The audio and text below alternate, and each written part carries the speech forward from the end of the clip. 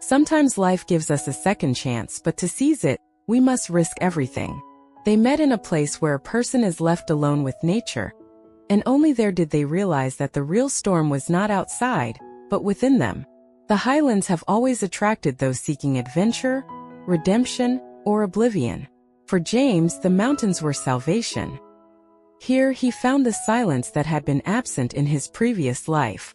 A few years ago he had lost everything: the woman he loved, his home, the business into which he had poured his soul.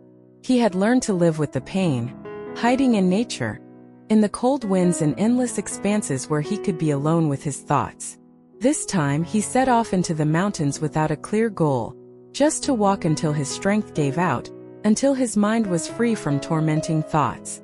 Emily had never been an adventurer. Her world was full of rules, obligations, and decisions made by others. She grew up in a wealthy family where her life had been planned long before she was born.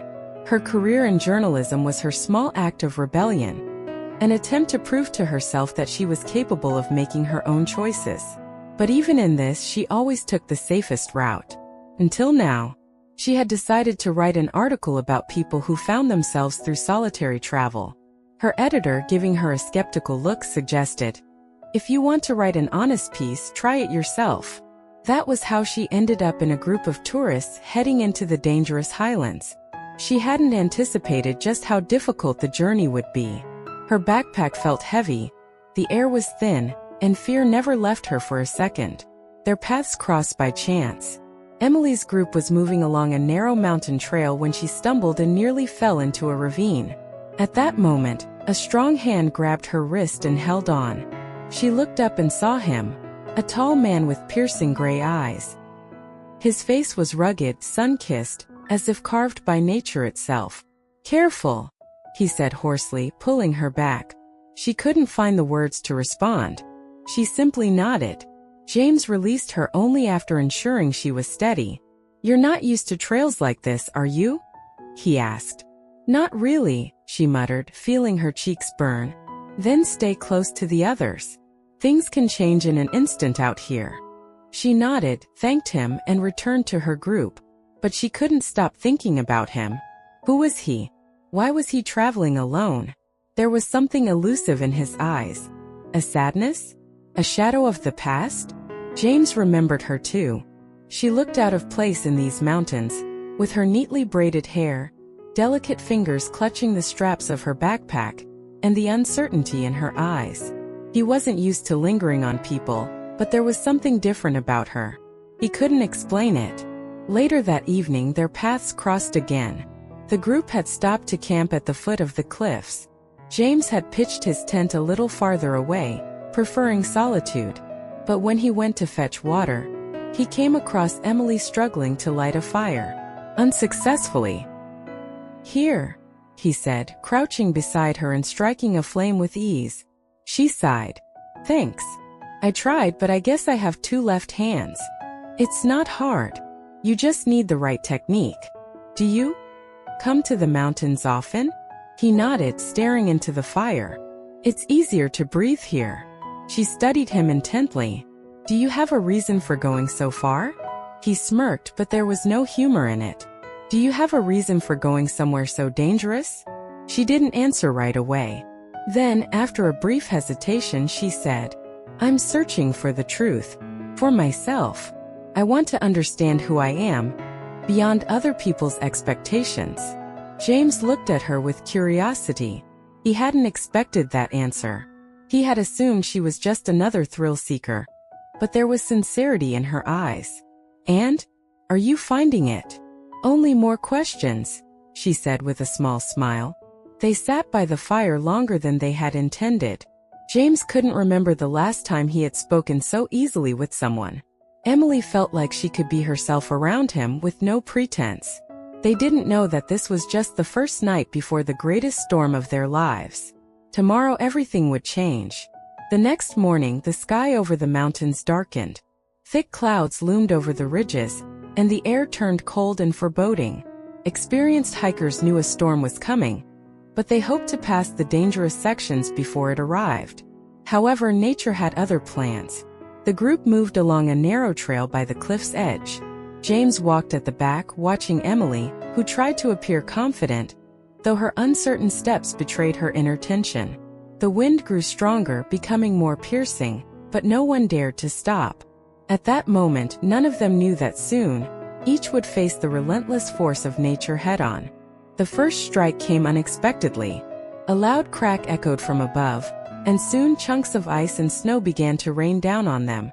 People screamed, some tried to run ahead, but the trail had become too slippery. James managed to grab Emily's shoulder, holding her steady as she nearly fell. They looked into each other's eyes, and the fear reflected in them spoke louder than words. "We need to get out of here," he shouted, but his voice was swallowed by the howling wind. Suddenly, another thunderous rumble shook the ground beneath them. An avalanche roared down from the peak. This was no ordinary snow slide. It was a massive surge of ice and rock crashing down, cutting off the path and separating the group. It all happened within seconds. Emily felt the ground vanish beneath her feet. She tumbled down the slope, her body rolling in the torrent of snow and debris. Without hesitation, James lunged after her, trying to grab onto anything to slow their descent. He managed to catch her hand, but the slick ice made it impossible to hold on. The last thing they heard was the muffled cries of those left above. Then, only the roar of the storm and the numbing cold enveloped them. When they regained consciousness, silence surrounded them. The avalanche had passed, leaving them stranded in a deep ravine, far from the trail, with no quick way back. Snow clung to their clothes, their breath visible in the freezing air. Emily coughed, trying to steady herself. "Are you okay?" James asked, helping her sit up. She nodded, though her body ached from the impact. Their backpacks had been lost in the fall, leaving them without food, navigation tools, or worst of all, any means of communication. Towering rock walls surrounded them, and the only way back was through treacherous terrain. "We need to find a way out," he said firmly. Emily looked at him, her eyes filled with fear. "How? We don't even know where we are." James took a deep breath. He knew that panic wouldn't help them. He had been in situations like this before, but back then he had a plan, a well-equipped pack. Now they had nothing but their instincts and the will to survive. "We'll find a way," he said, trying to instill confidence. "The most important thing is to keep our heads." Emily nodded, but deep inside, she feared this day might be their last. Hours passed, yet they still hadn't found an escape route. James scanned the surroundings, trying to determine the best direction to move. Emily shivered from the cold but fought to stay strong. Eventually, they stumbled upon a small crevice, a place where they could take shelter for the night. "We can't travel in the dark," James said, helping Emily inside. They managed to start a small fire from scattered branches and sat close to it. Emily stared into the flames, trying to absorb their warmth. "You've done this before, haven't you? Survived in conditions like these?" she asked quietly. James hesitated for a moment, then nodded. "A few times. But I had a plan then.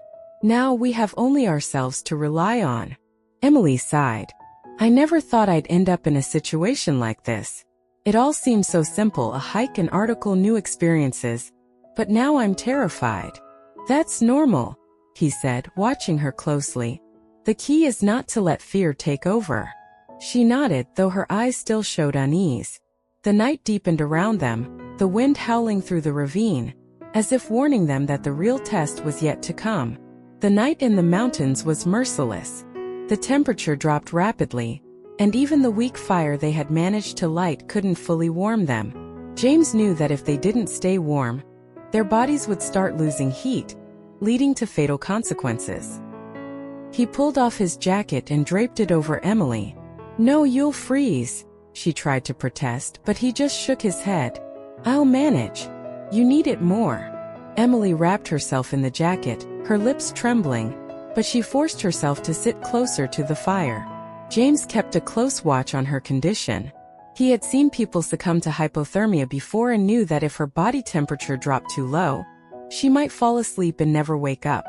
"We have to make it until dawn," he said, gazing up at the night sky. "Then we'll try to find a way out." Emily nodded, but the anxiety didn't leave her. She watched the flames flicker in the darkness and thought about how much her life had changed in the past 24 hours. Just yesterday, she had believed she was in control of her fate. Now everything depended on the elements and James. By morning, a blast of icy wind woke them. James was the first to rise, shaking off the stiffness in his body. Emily struggled to stand, her legs feeling weak, but with his help she managed. "We need to move," he said firmly. "If we stay here any longer, they'll find us frozen." They set off, trudging through the snow and rocks. James searched for any signs that could lead them back to the trail, but all he saw was a vast white emptiness. They walked for hours until they stumbled upon a frozen stream. James knelt, scooped some water into his hand and tasted it. "We're lucky it's clean. We need to drink and refill our supply," he said. Without hesitation, Emily followed his lead. The icy water burned her throat but gave her strength. James filled a small plastic container he had found in his jacket pocket, and they pressed on. After hours of walking, their strength began to wane. Starving and frozen, they felt exhaustion taking over. Emily started lagging behind, and at one point her legs gave out. James turned just in time to catch her. "Hey, don't give up," he said, shaking her gently. I can't," she whispered. He knew she needed rest, but they had no time. The storm could return at any moment. He knelt beside her, looking into her weary eyes. "Listen, Emily. We're getting out of here. Promise. But you have to keep going. Step by step. Just follow me. Okay?" She took a deep breath, gathering her last bit of strength, and nodded. James helped her to her feet, and they continued their journey. Just when it seemed they had nothing left to give, something appeared in the distance, something that looked like a wooden structure. James squinted. "A cabin!" he exclaimed. They rushed toward it, their hearts pounding. The door was locked, but James rammed his shoulder against it, breaking it open. Inside it was cold, but at least it was shelter. They found a few old blankets, some firewood, and even a few cans of food. "We're saved," Emily exhaled in relief, collapsing onto the wooden floor. James smiled and, as he lit the fire, quietly said, "For now. But there's still a long road ahead." Outside, the blizzard raged, but inside the cabin, the fire crackled warmly, filling the space with much-needed heat. They were safe for now, but hunger still gnawed at them. James examined their supplies and found only a few cans of food. It wasn't much, but it would last a couple of days. "Tomorrow we'll search for a way out," he said, tossing more wood onto the fire. "For now we need to regain our strength." Emily nodded and, wrapping herself in the blanket, closed her eyes. For the first time in what felt like forever, she felt a small sense of safety. But she knew this was only a temporary refuge. The real challenges were still ahead. The cabin was silent, disturbed only by the crackling of the fire. Emily, wrapped in a blanket, stared at the dancing flames. Her body had warmed, but inside fear still lingered, the fear that they might never escape. James sat nearby, carefully studying a map he had found in an old drawer.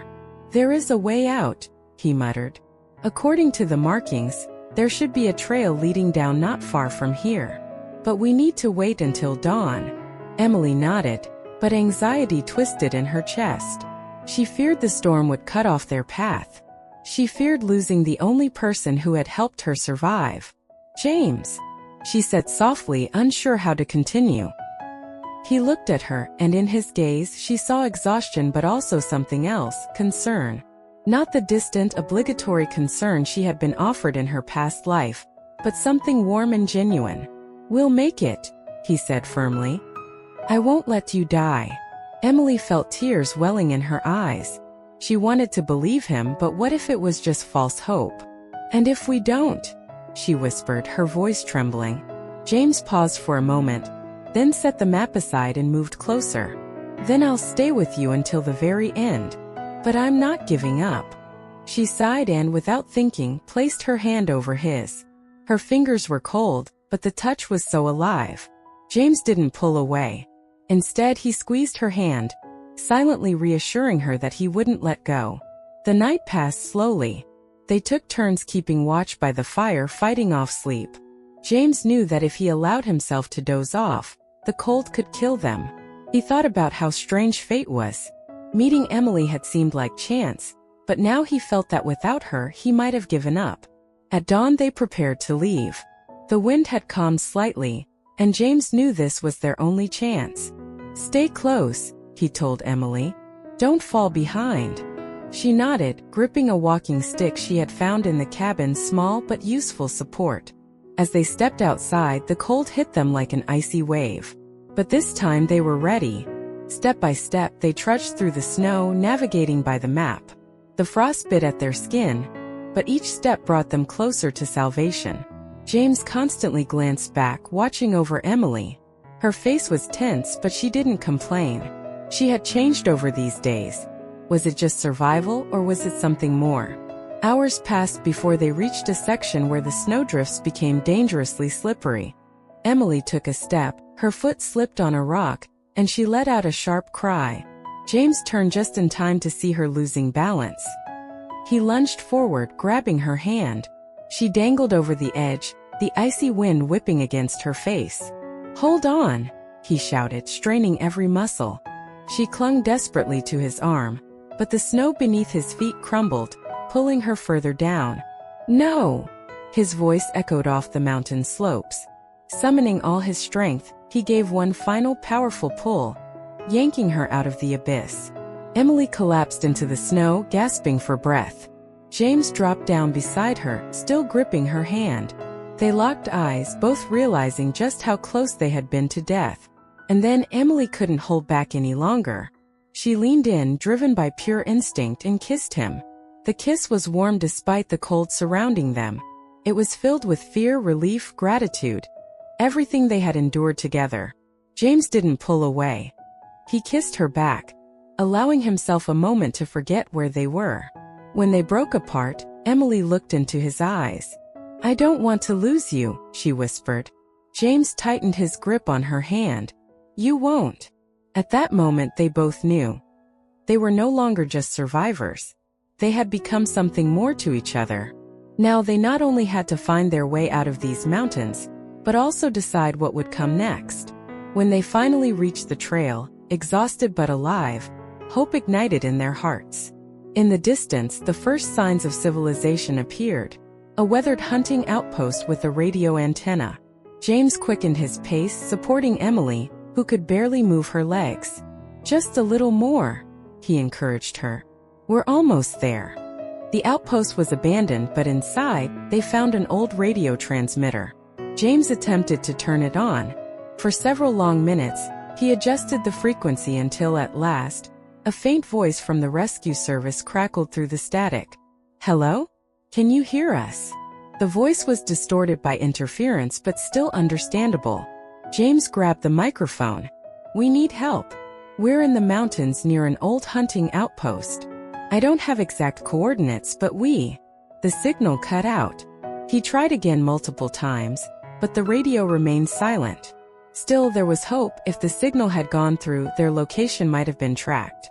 They spent another day at the outpost before the distant sound of a helicopter reached their ears. When the rescuers finally descended to them, Emily couldn't hold back her tears. "It's over," she whispered. Down in the town, they were welcomed as survivors of a tragedy. Emily's family had already feared her dead, and her fiancé, Adam, rushed to embrace her, his relief evident. She felt his body trembling, but for some reason, she couldn't return the embrace with the same sincerity. "I thought I lost you." His voice was filled with emotion. "I feel so guilty for letting you go on that trip." But was he truly at fault? Or had everything happened just as it was meant to? James stood at a distance. He had known this moment would come, but watching Emily step back into her old life stung more than he had expected. He turned away, ready to leave, but her voice stopped him. "James." He looked at her, and in her eyes, he saw something she couldn't say out loud. "Thank you," she finally spoke, but he knew there was more behind those words. They were no longer just strangers who had crossed paths in the mountains. But what now? Could they ever truly forget each other? Days passed. Emily tried to return to her normal life, but something had changed. The wedding preparations no longer brought her joy, and her thoughts constantly drifted back to James. Meeting him had altered something inside her. One evening, as she sat in her home, she glanced at the ring on her finger. Her heart whispered that she was making a mistake. Meanwhile, James couldn't forget her either. The mountains, which had once been his refuge, now felt empty. For the first time, he realized there was someone in his life he wasn't willing to lose. One night, he made a decision. He couldn't just walk away without saying one last word. 2 weeks had passed since Emily returned home. On the surface, everything was back to normal. She was back at work, meeting with friends, continuing the preparations for her wedding with Adam. But now her life felt foreign. She looked at the wedding dress hanging in her closet and felt nothing but emptiness. Every day she caught herself thinking about James.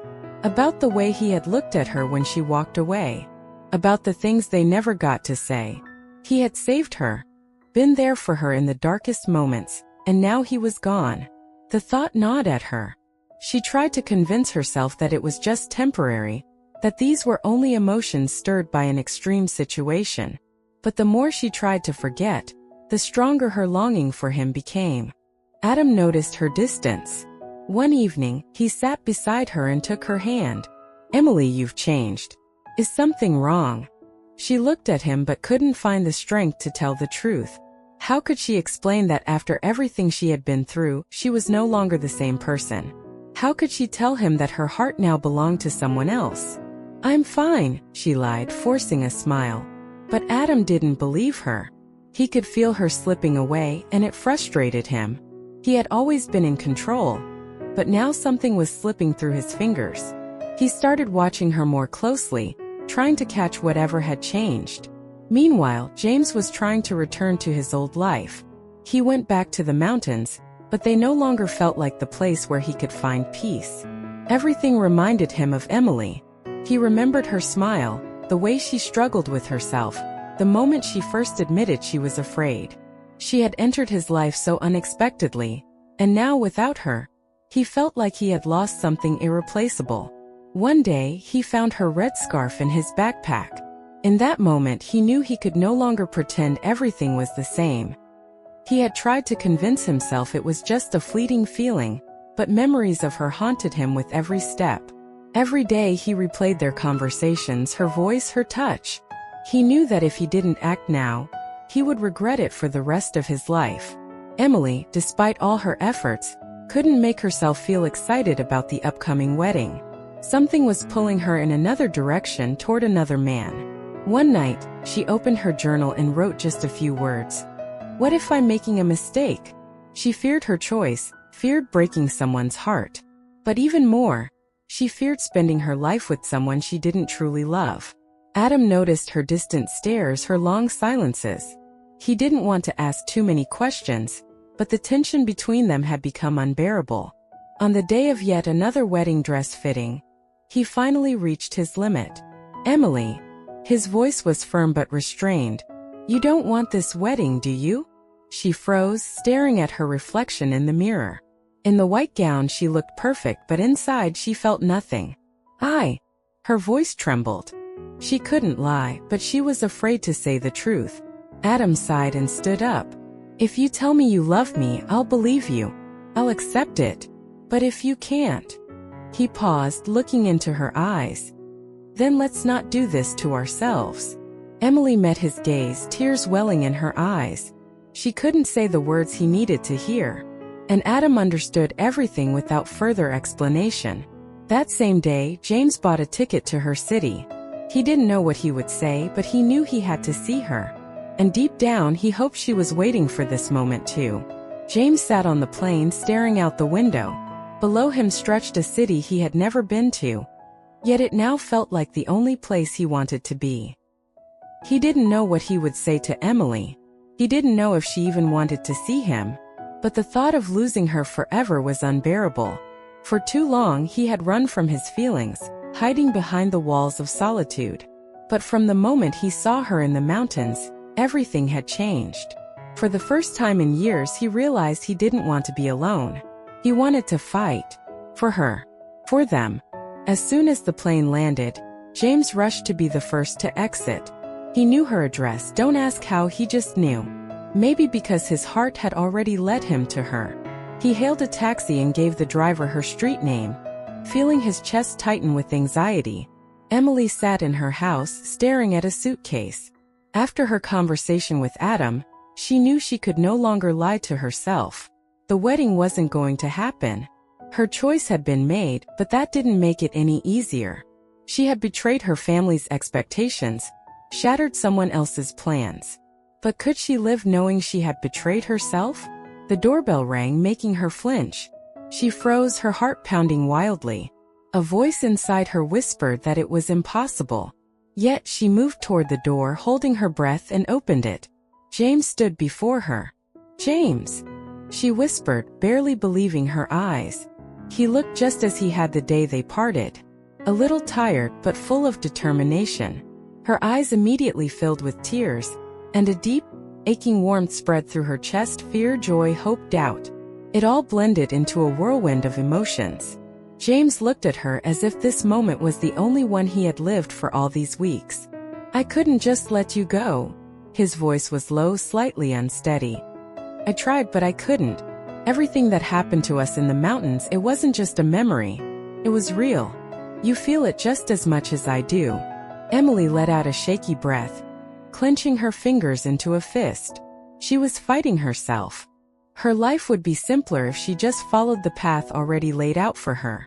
But in that moment, as he stood before her, his voice so raw with emotion, she knew she had never really had a choice. "Why did you come?" she asked quietly, as if afraid to break the fragile moment. "Because without you, I have nothing to live for." His voice cracked as he stepped closer, almost touching her. "I don't know what happens next. But I do know that if I walk away now, I'll regret it for the rest of my life." She looked into his eyes. There was no hesitation. Only truth. Only love. Her voice wavered, but in the next second, she stepped forward and wrapped her arms around him. Tight, as if afraid he would disappear again. "You came," she whispered, burying her face in his shoulder. "Of course," he murmured, holding her close. "I would always come for you." They stood there for a long time, letting the rest of the world fade away, letting themselves feel that they were no longer alone. Now they had a chance to start over. And this time they weren't going to let it slip away. Emily stood by the window, watching as the first rays of sunlight pierced through the dense layers of the city's morning rush. She saw the world awakening, yet she no longer felt like part of it. Inside her, a storm still raged. Last night had changed everything. She looked at the streets she used to hurry through on her way to work, at the people she had known for years, and for the first time she felt like a stranger among them. Behind her, in the dim light of the room, James sat quietly. He ran his hands over his face as if trying to erase the exhaustion of the past days. They had barely slept all night. They talked about the past, their fears, the future that now belonged to them alone. Every time silence settled between them, Emily felt the air grow denser, filled with something indescribable. Anticipation, tension, determination. "Are we really doing this?"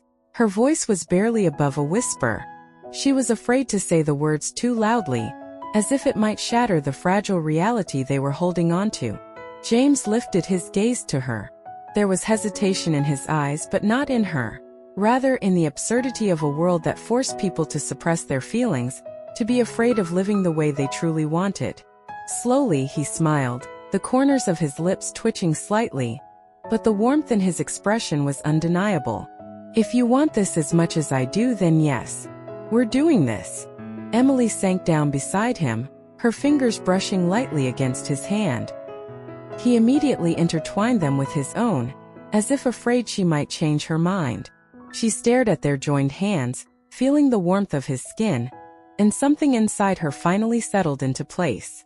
"I don't want to be afraid, James," she exhaled, realizing at last that this fear had bound her all her life. "Not ever again." James reached up, gently tucking a stray strand of her hair behind her ear. He studied her face for a long time, memorizing every detail, every flicker of emotion in her eyes. "Then we won't be," he said firmly, and his voice carried the weight of a promise. Emily made her decision to leave everything behind. The city that had once been her home no longer felt like one. The career she had built with such effort suddenly lost its meaning. The people who had spent years telling her how to live now seemed distant. Her life had always been crafted from others' expectations, but for the first time, she held her fate in her own hands. They were leaving. Together. They chose a place where no one knew them, where the wind didn't ask who they used to be, where they didn't have to look back. The mountains, which had once been the beginning of their story, welcomed them again, not as strangers passing through, but as those who had found their salvation in them. The first days in their new home felt surreal. The freedom they had longed for now felt daunting. There were no strict plans, no schedules, no people they needed to explain themselves to. They had to learn to live all over again, to accept that each day now belonged only to them. And that was the beauty of it. One evening, as the sun dipped toward the horizon, Emily paused at the top of a hill and looked around. The wind tousled her hair, cool, fresh, seeping into every inch of her being. She took a deep breath, tasting the air as if for the first time. "What are you thinking about?" James asked, stepping closer. She turned to him, her eyes shimmering in the golden light of the setting sun. "How strange it is to finally feel alive."